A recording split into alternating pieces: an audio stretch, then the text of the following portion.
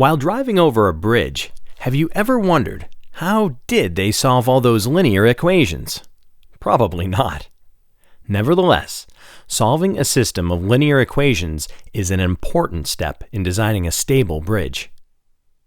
Linear systems are common in other fields as well, with some systems containing thousands of equations which require millions of calculations to solve. So, what do we do then? By converting a system of linear equations into a matrix equation, we put the problem into a form that can be solved by a computer using numerical algorithms. We can then use MATLAB to solve large systems with the same effort it takes to solve small ones, at least on our part. Let's see how this is done using a small system as an example. We start by organizing a system of equations so that all constant terms are on the right side of the equations.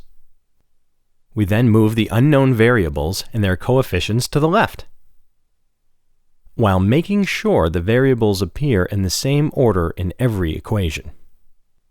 If one or more variables aren't present in a particular equation, we will still include them, but with a coefficient of 0.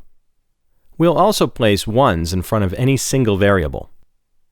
Now that our equations are organized, we form a column vector from the constants on the right side of the equations and a matrix from the coefficients on the left. The last step is to insert the vector of unknowns. The result is a matrix equation that's equivalent to the original system of linear equations.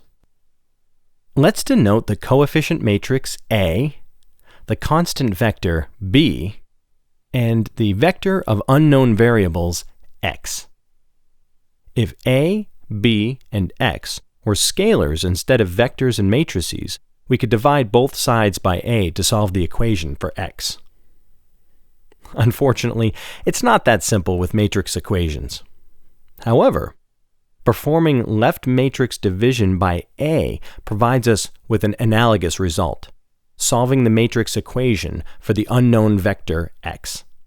Though it's written symbolically as a single operation, matrix division is done using complicated algorithms which require numerous calculations. That's where MATLAB comes in. Once we have the matrix A and vector B defined in MATLAB, we only need to use the left division or backslash operator to find a solution, without having to perform any calculations ourselves. Let's compute the solution of our matrix equation and store it in the variable x. Note that the individual elements of x correspond to the solutions for the unknown variables from the original linear system. But what do we do for larger linear systems? Once a coefficient matrix and a constant vector have been generated or loaded into MATLAB, large systems like our bridge problem are solved in the exact same manner. Now that wasn't so bad, was it?